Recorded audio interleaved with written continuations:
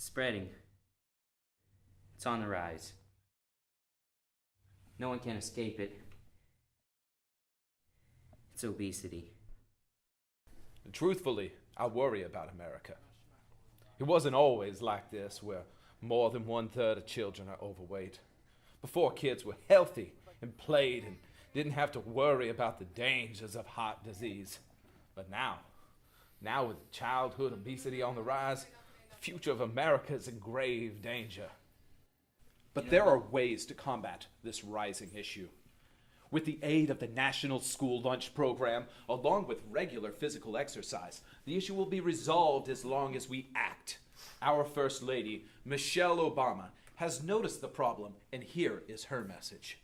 Right now, nearly 1/3 of children in America are overweight or obese. That's 1 in 3 children. And 1/3 of all children today will eventually suffer from diabetes. In just 10 years, nearly 50% of all Americans will be obese. So now let's just think about how much we'll be spending on health care to treat obesity-related conditions like heart disease, cancer, and diabetes.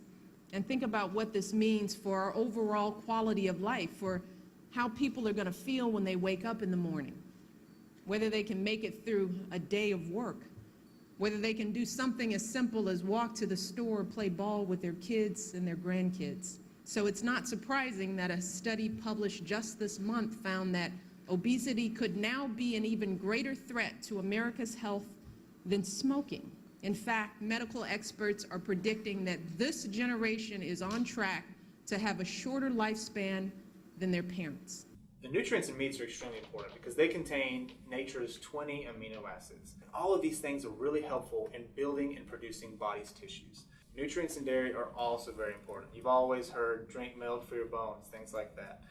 All of the types of calcium and different types of elements like that really help production in your body's processes as far as skeletal, even muscle, and also even hormonal.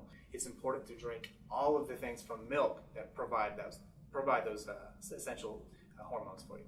Vegetables, again, also very important. You're talking about iron, you're talking about zinc, you're talking about all kinds of things that are really helpful for, again, those processes that your body needs. These kinds of things will really aid in the production of ATP, which is also known as adenosine triphosphate. Adenosine triphosphate is a tremendous chemical in our body that is really used as an energy currency. Fruits are another great category. You can never have too much fruit, and it's actually nature's sweetener. Fruit's a great way to use it as a substitute, a healthy substitute to a sugary snack. It's a great way to oxygenate blood, keep those blood vessels open and running smoothly.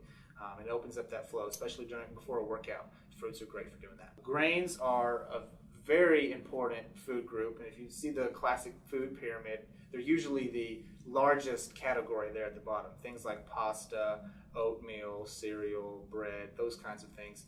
They pack a real serious punch when it comes to energy production.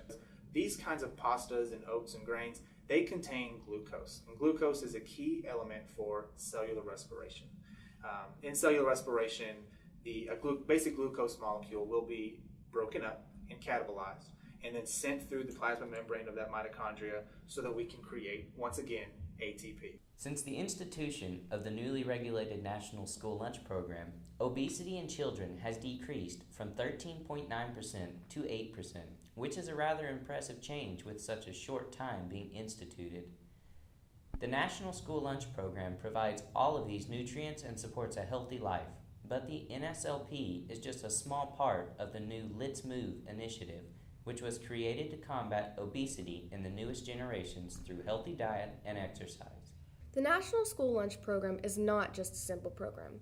It is part of a movement to end a problem, an issue, a plight, to end obesity.